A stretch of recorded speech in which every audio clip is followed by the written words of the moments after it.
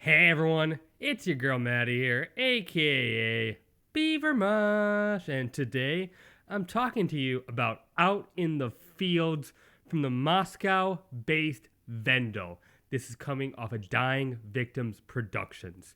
And on this debut full length of theirs, this band writes a fitting, not just tribute, but continuation of the epic doom metal slash trad doom metal legacy in such a satisfying package. Tales of swords and battles are found throughout this record, of course, but with the conviction by which they perform these songs, I feel like I'm actually being transported into these settings. Every track has this unique, crushing, and dramatic sense that won me over instantaneously. Defender gets you into this driving mood with these forceful, downstrummed guitar riffs accompanied by these smashing drums and swirling, melancholic leads. The vocals have that classic trad doom delivery, morose but ornate, really impactful, especially when they are backed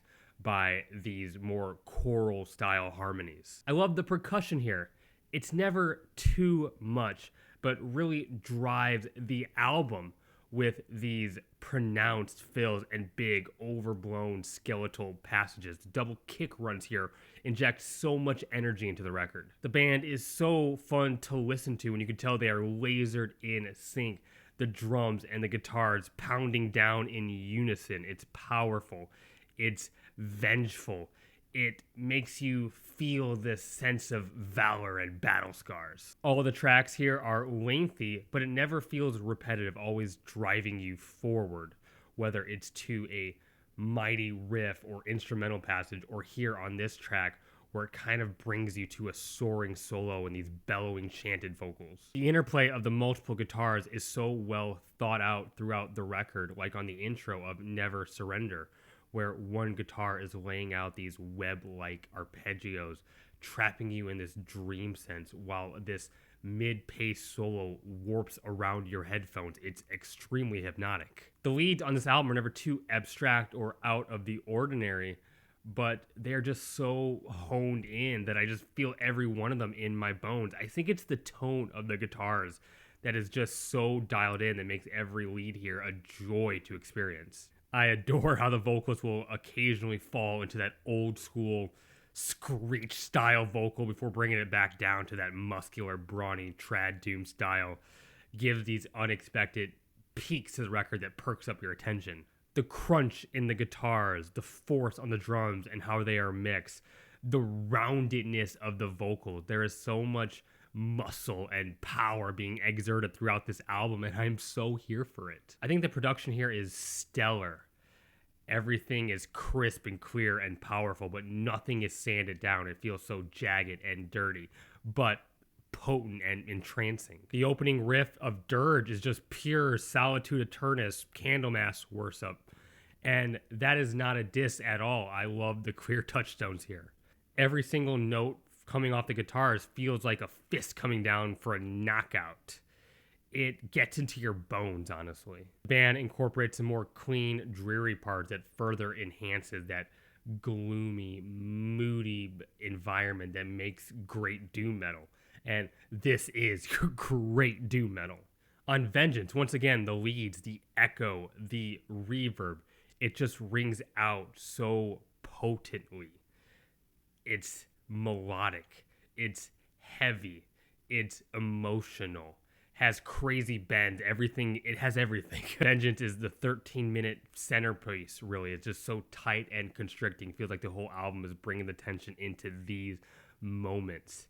And the musicians here, it's so theatrical and climactic. It feels like they are actors really getting into these characters.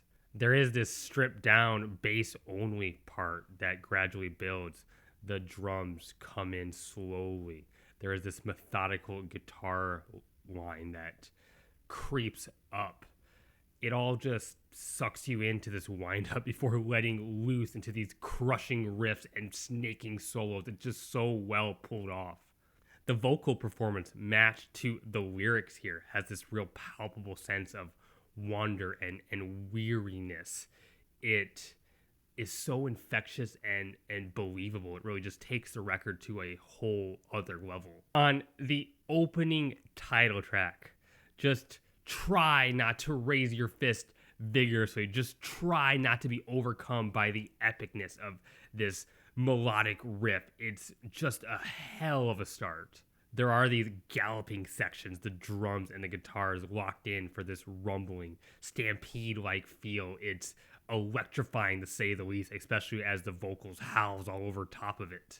There is such an attention to detail here that takes us from a good album to a great one, whether it be a bend here, a harmonic here, an extra harmony.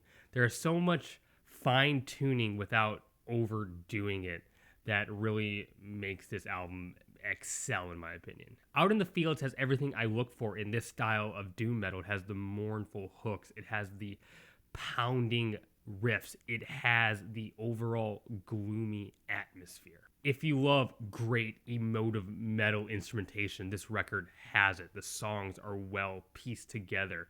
It's produced well. I don't know what else to say about it. If you like doom metal at all, please put this on your radar. I think you're going to enjoy the hell out of it. And hey, those are my thoughts. If you enjoy what I do, hit the like button. It'd mean the world to me if you consider subscribing. I have a Twitter you can follow. Link to that is in the bio of this YouTube channel. Leave a comment. I love getting to engage with those. As always, thank you to my patrons. You're the best. Yes, I have a Patreon. No pressure to give financially. But if you enjoy what I do and want to support the show that way, I put monthly exclusive content there. But I'm just so glad that you're watching. You right there, keep it metal. My name is Maddie, aka Beaver Mosh. Signing off.